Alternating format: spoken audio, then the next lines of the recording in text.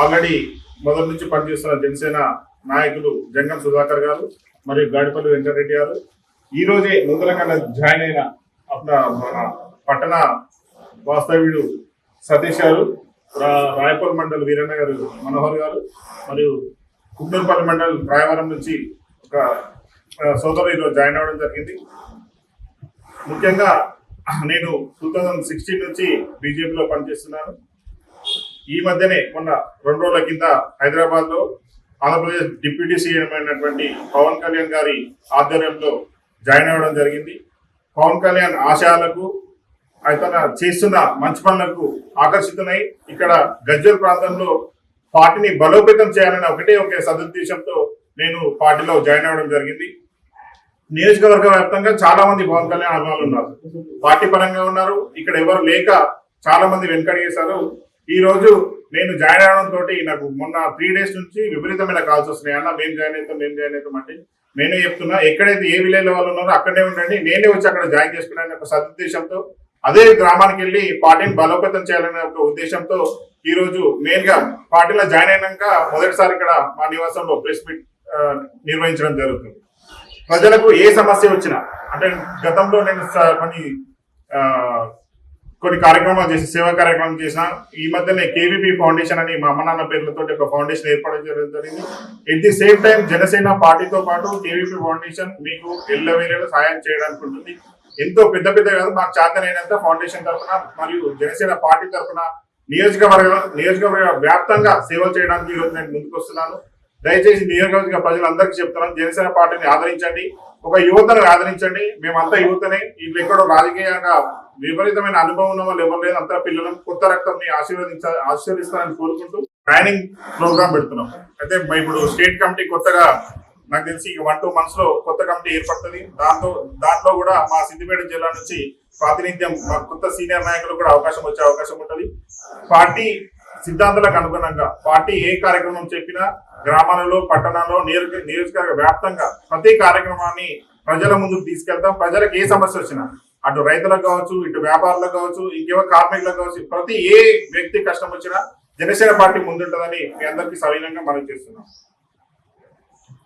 ఈ 2-3 days నుంచి ఆంధ్ర తెలంగాణ ఒక గొడవకు దారితీస్తున్నారు చాలా మంది. అసలు యాక్చువల్ విషయం ఏం జరిగింది, ప్రొఫెసర్ నాగేశ్వర్ అయినటువంటి ప్రొఫెసర్, ఆయన మేధావి అయినటువంటి నాగేశ్వర్ గారు ఒక మీడియాలో ఒక వ్యాఖ్య చేసిండు. దాన్ని ఆయన్ని ఉపసంహరించుకోవడం జరిగింది. దానికి వీళ్ళు అయితే ఇక్కడ ఏదైతే బీఆర్ఎస్ పార్టీ, కాంగ్రెస్ పార్టీ ఉనికిని కోల్పోతున్న తరుణంలో వీళ్ళు ఏం చేస్తారు, ఈ ఆంధ్ర తెలంగాణని భేదాభిప్రాయం తీసుకొచ్చి ప్రజలను మభ్యపెడుతున్నారు. కేసీఆర్ కాంగ్రెస్ గవర్నమెంట్ ఒక వరి కొనుగోలు సమస్య లేదు, 6 గ్యారెంటీల మీద అది లేదు. పొన్నం ప్రభాకర్ 1 నిమిషం పవన్ కళ్యాణ్ స్పీచ్ అయిపోయినాక మరుక్షణమే ఆయన ప్రెస్ మీట్ పెట్టి ఖండించడం చాలా ఘోరమైనది. ఫస్ట్ కాంగ్రెస్ గవర్నమెంట్ ఒకటే కోరుతున్నాం, మేము 6 గ్యారెంటీల మీద స్పందించండి, రైతులు ఏమైతున్నారో స్పందించండి, మీ తులం బంగారం ఏమైంది, ఇవన్నీ స్పందించినాక తర్వాత పవన్ కళ్యాణ్ దగ్గర కండి. పవన్ కళ్యాణ్ గారు ఎక్కడ కూడా తెలంగాణ మీద దుర్బుద్ధి రావడమే లేదు, ఎక్కడ కూడా అసాంఘిక మాటలు ఎక్కడ ఆయన మాట్లాడలేడు.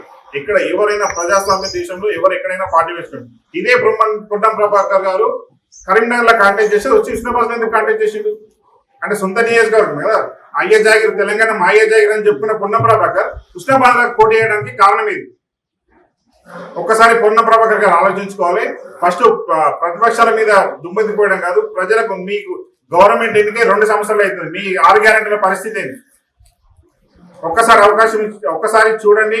అనవసరంగా జనసైకులను గెలిపితే మాత్రం జనసైకులు దాడి చేస్తే మీరు తట్టుకోలేదు. ఇందిరాగాంధీ వచ్చి మెదక్లో పోటీ చేయొచ్చు, ఈయన పొన్నంరావు గారు కరీంనగర్కి వెళ్ళి వచ్చి హుస్నాబాద్లో పోటీ చేయొచ్చు, కానీ పవన్ కళ్యాణ్ ఇక్కడ పోటీ చేస్తారని చెప్పలేదు. ఎవరైతే తెలంగాణ సైనికులు ఉన్నారో వాళ్ళే పోటీ చేస్తారు. ఎక్కడ పవన్ కళ్యాణ్ నేను తెలంగాణ సీఎం అవుతారని చెప్పలేదే, ఎక్కడైనా చెప్తే రండి చర్చకు మాట్లాడాలి. తెలంగాణ బిడ్డలే కదా జన సైనికులు, అంటే వేరే ప్రాంతం నుంచి, పాకిస్తాన్ నుంచి రాలేదు కదా. దయచేసి ప్రజలు ఇవన్నీ గమనించాలి, జన సైనికులను ఆదరించండి. పవన్ కళ్యాణ్ మంచి తమిళనాడు రాబోయే కాలంలో తమిళనాడులో ఎట్లయితే విజయ్ గారు ఎట్లా సీఎం అయ్యారో అదే రిపీట్ కాబోతుంది తెలంగాణ. ఈ వార్త బీఆర్ఎస్ వాళ్ళకు, కాంగ్రెస్ వాళ్ళకు అర్థమయ్యే ప్రజలను మభ్య పెడుతున్నారు. దయచేసి సిపిఐ రామకృష్ణ కూడా నేను మాట్లాడింది తోకపాటిలని చెప్పిన పాటని సిపిఐ రామకృష్ణ బెంగాల్, త్రిపురలో, కేరళలో మీ పరిస్థితి ఏంటి? అమాయకమైన సిపిఐ కార్యకర్తలను ఈ పార్టీ మూలంగా వాళ్ళను చాలా ఇబ్బందులు పాలు చేస్తున్నారు. మేము నమ్ముకుని కార్యకర్తలు ఇబ్బంది పడుతున్నాం. బెంగాల్ మీ పరిస్థితి ఏంది? త్రిపురలో మీ పరిస్థితి ఏంది? కేరళలో మీ పరిస్థితి ఏంది? తెలంగాణ మీ పరిస్థితి ఎక్కడో 12% ఉన్న ఆ మొత్తం భారతదేశంలో 12% ఉన్న ఓట్ల సంఖ్య ఈరోజు 0.7% చేరుతుంది. తస్మాత్ జాగ్రత్త. సిపిఐ రామకృష్ణ గారు ఇదే హెచ్చరిస్తున్నాం. పవన్ కళ్యాణ్ గురించి మాట్లాడే వాళ్ళు ఎవరైనా సరే ఒళ్ళు దగ్గర పెట్టుకొని మాట్లాడాలి. ఇప్పటిదాకా ఒక లెక్క, ఇప్పటి నుంచి ఒక లెక్క. తెలంగాణ మొత్తం గుండెకాయటువంటి బీఆర్ఎస్ చెప్పుకునే టీఆర్ఎస్ గడ్డ, టీఆర్ఎస్ అడ్డా అని ఉమ్మడి మెదక్ జిల్లా లేదా సిద్దిపేట జిల్లా. ఇప్పటి నుంచి ఏ కార్యక్రమం అయినా గజ్వేల్ నుంచే పునాది చేస్తాం. రాబోయే 2 నెలల్లో పవన్ కళ్యాణ్ కార్యక్రమం కూడా గజ్వేల్లో నిర్వహించడానికి ప్లాన్ చేస్తున్నాం. తెలంగాణలో ఎవరైనా అవసరమైతే అదుకునే వాళ్ళు ఉంటే అదుకొని ప్రతిదానికి సమాధానం చెప్పడానికి రెడీగా ఉన్నాం. ఈ మీడియా సమావేశం కాదన్న ప్రతి ఒక్కరికి ధన్యవాదాలు తెలియజేస్తూ, ఒక బీసీ బిడ్డగా చిన్న వయసులో రాజకీయాలకు వస్తున్నాను. అంత యువత రక్తంతో రాజకీయాలు వస్తున్నాం. అలాంటి వాళ్ళని ఆశీర్వదించండి.